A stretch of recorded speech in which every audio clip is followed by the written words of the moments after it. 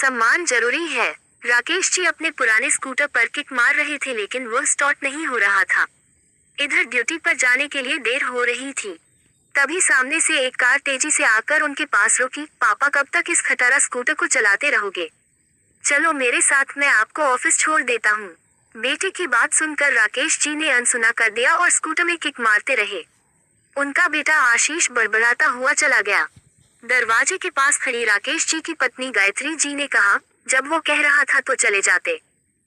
राकेश जी ने रुमाल निकालकर माथे का पसीना पोंछा और बोले, दोबारा कभी उसकी वकील बनने की कोशिश मत करना।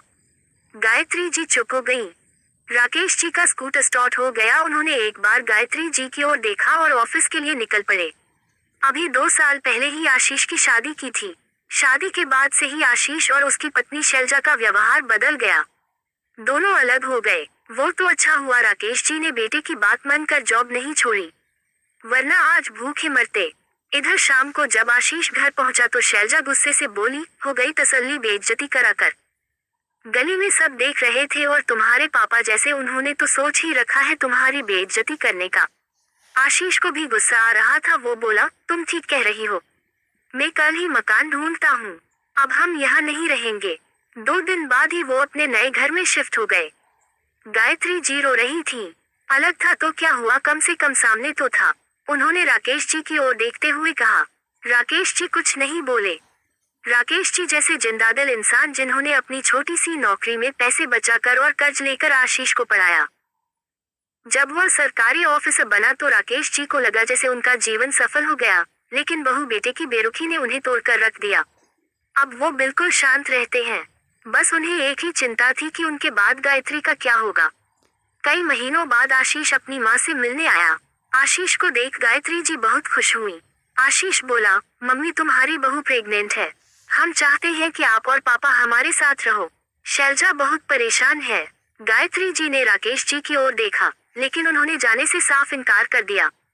आशीष जानता था पापा कभी नहीं मानेंगे। उसने मम्मी से कहा, तुम चलो मम्मी। गायत्री जी ने कहा, बेटा तेरे पापा का ध्यान कौन रखेगा? एक काम करो, तुम दोनों वापस आ जाओ। शैलजा की देखभाल भी कर लूंगी और इनका भी कोई परेशानी नहीं होगी। तभी राकेश जी ने लगभग चिल्लाते हुए कहा, इसका पोर्शन मैंने किराए पर दे दिया है। 2 दिन बाद वो लोग आ जाएंगे। इसके लिए अब यहाँ कोई जगह नहीं है। पापा की बात सुनकर आशीष निराश होकर चल गया। गायत्री जी रोने लगी। राकेश जी ने कहा, कल जब इनका मतलब निकल जाएगा तो ये फिर रंग बदल लेंगे। कल अगर मुझे कुछ हो गया तो तू इनकी नौकरानी बनकर रहेगी। इससे अच्छा है अपने सम्मान के साथ उनसे अलग रही। ऊपर किरदार देने तो घर की देखभाल भी होगी और पैसा भी आएगा। कल मैं नहीं रहा तो भी तू सम्मान से अपने घर में रहेगी। गायत्री जी की आंखों से आंसू बहा रहे थे। ठीक ही तो कह रहे थे राकेश जी। एक तरफ उनका बेटा जो बस अपने फायदे के लिए उन्हें ले जा रहा था और एक और उनके पति जो मेरे लिए अपने मरने के बाद भी मुझे कोई तकलीफ न हो इसका इंतजाम कर रहे हैं। उन्होंने आंसू पोंछकर कहा, आप ठीक कह रहे हैं। जो अपना होता तो हमें छोड़कर कभी नहीं जाता। आज से नई जिंदगी की शुरुआत करते हैं जहां बस हम दोनों एक दूसरे का साथ निभाएंगे। ये सुनकर राकेश जी के चेहरे पर कई साल बाद आज मुस्कुराहट आई थी। कहानी सुनने के लिए हमारे वीडियो को लाइक और चैनल को सब्सक्राइब करें ताकि सबसे पहले वीडियो का नोटिफिकेशन आपको मिल सके, और कमेंट करें ताकि हमारा मोटिवेशन बना रहे। हमारी वीडियो देखने के लिए धन्यवाद। आपका दिन शुभ हो।